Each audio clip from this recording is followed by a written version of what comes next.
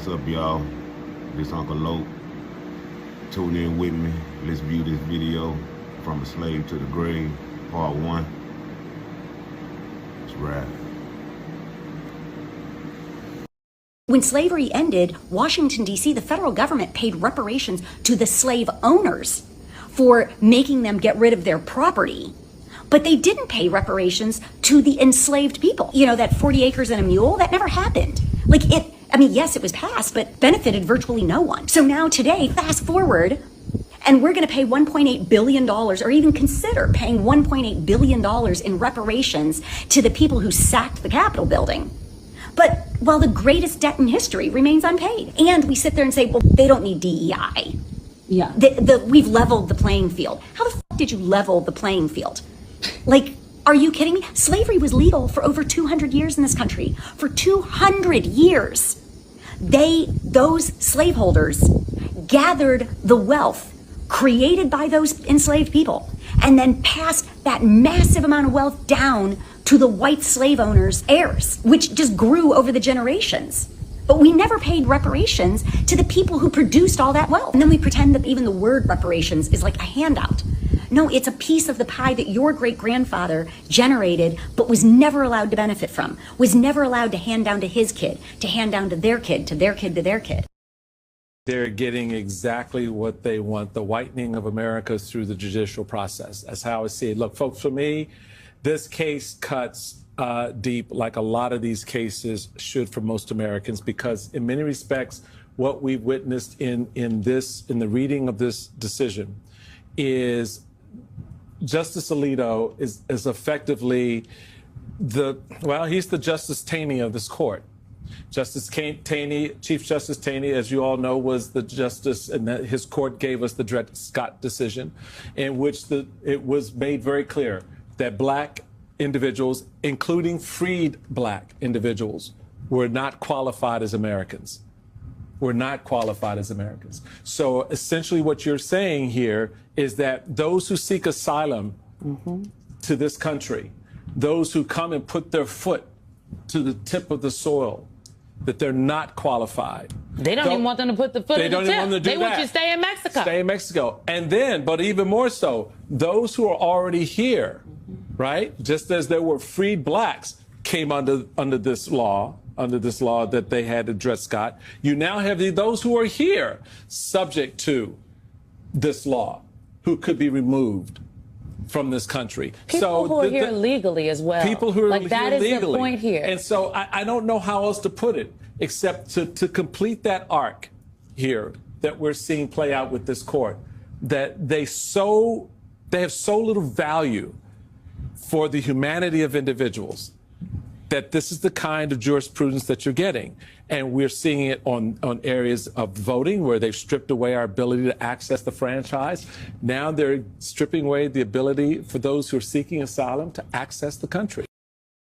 Everybody need to watch this video. I like this one. Let me know what you think about it. I'm 40 today, and you're still taking things from black people. Anybody who has to cheat to win is a sucker. I'm gonna say it again. Anybody who got to cheat to win is a sucker. And you continue to do this because you don't have a better vision. You don't have a better plan. You are your ancestors' children and grandchildren. Thieves, robbers, liars. Consistently.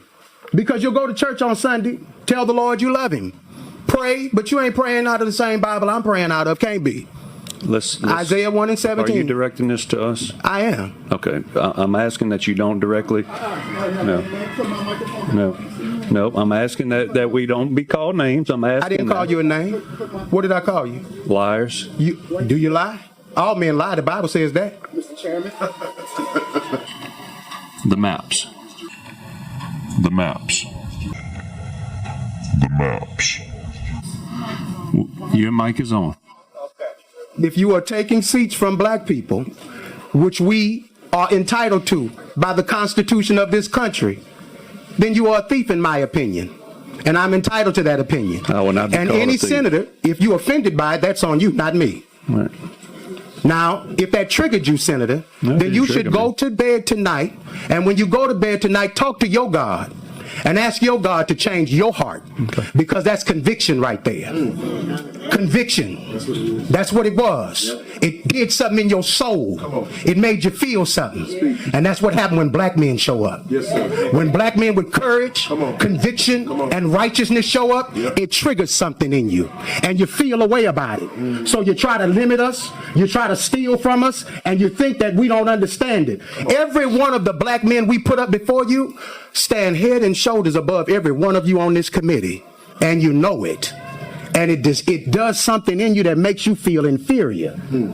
So then you come with these white supremacist tactics because you have the numbers, but you don't have the courage. Because if you were really visionary leaders, you'd run against these black men with fair maps, and you get your asses whooped. Somebody had to say it. I 100% agree with my brother. So I did not know that in order to own a beauty supply store and get supplies from a distributor, you have to get the permission of other beauty supply stores surrounding your area. I did not know that. And what she was saying was a lady named Matisse was trying to start a black-owned beauty supply store, but she could not get the distributors to give her products because all the Asian beauty supply stores said no. So you have to get the permission of all the surrounding beauty supply stores in order to get products from the distributor, which I knew because I figured something was wrong every time a black person tried to open up a beauty supply store. What kind of law is that you got to get the approval of all the surrounding beauty supply stores? So that's like a monopoly. So the Asian beauty supply stores have a monopoly in our neighborhood where we can't open up a beauty supply store and get supplies from the distributor because they are saying no, but yet you keep going buying your products from Asian beauty supply stores. Yet you keep going buying your products and food from Asian markets. This is why we can't get anything. And they're in our area. What the audacity of them to say no. But I tell you what, if we stop shopping with them, we can dry them up. There will be no Asian beauty supply stores in the area to ask. But see, we need to get on one accord. That's where we start doing the supporting the black businesses only. And I mean only. Everybody must watch this video. Charleston White speaking the brutal truth on Martin Luther King dream ended black businesses. Check this out. Let me know what you think about this. So far, no, we ain't got no glass city. How we see it, and we've been here, and we done had every opportunity to get it. How the Mexicans come here, and they got all the big trucks, and they got the land. We was here for them. They had land though. Grandmama and mama and them had land. Facts. We forfeited the land. Got you. Yeah, see, we didn't pay the taxes, and we didn't want to stay in the country. We didn't want to stay in the rural areas. So we had land. Yeah. All this land here used to be niggas. Right. We used to have tractors. We used to have cows. We used to have chickens. We used to have everything the Mexicans got. When you look at Mexicans or Hispanics or Cubans, you can even say Haitians or Jamaicans and Africans, every other ethnicity that came here on their own. A few was able to come here, get established, bring the rest, they move in together, they build their own communities because it was by choice that they came here. But as you say, the nigga nation was snatched and robbed and brought here. And then, you enslaved 400 years, white people were able to get free labor. So of course they're going to be ahead. And then once they say, okay, we quote unquote free, you free with no assets. So you really building up from complete zero in 3 generations. But check this out. You have to go back to the Reconstruction era, before when they was building the railroads in America. Okay.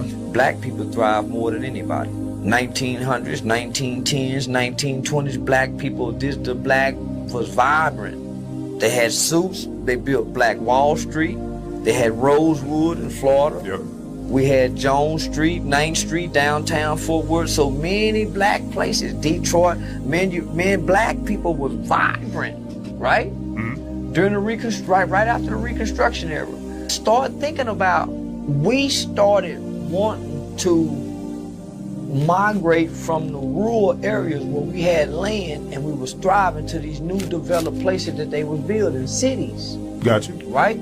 So we started going to the big cities, getting away from our roots where we was from. So our family members started following us, whoever went to the military, right?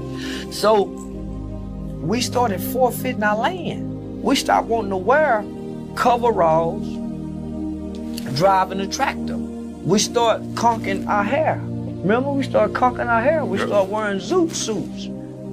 The jazz era, we stopped wanting to be country boys. We stopped wanting to work on the farm. I blame Martin Luther King. He had a dream to integrate us with the most hateful people that lynched, raped, beat, and killed us and worked us to death. These are the literal descendants, the great, great, great, great grandchildren of these slave masters and racists. And these are things that have been taught at home since birth. This was his dream, mind you. Mind you. And they took his ass out. And by the end, he realized where he fucked up at. And look at where the fuck we are. Years and years and years later. Come on, my people. You gotta get a grip.